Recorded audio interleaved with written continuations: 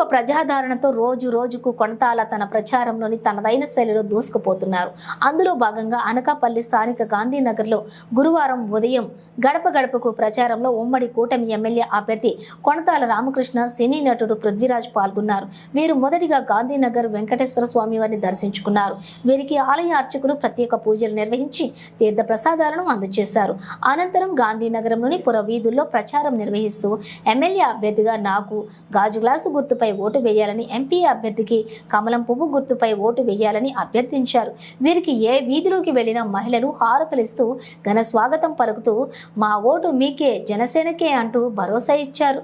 వీరికి గాంధీనగర్ టీడీపీ జనసేన శ్రేణులు, ప్రజలు పెద్ద ఎత్తున ఘన స్వాగతం పలికారు.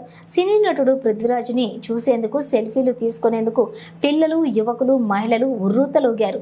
అక్కడి నుండి తిరిగి వెళ్తున్న క్రమంలో విజయరామరాజుపేట కూడలి వద్ద రోడ్డుపై జరిగిన ఒక ప్రమాదంలో గాయపడిన మహిళను తన కారులో ఆసుపత్రికి పంపించి తానేంటో మరోసారి నిరూపించారు.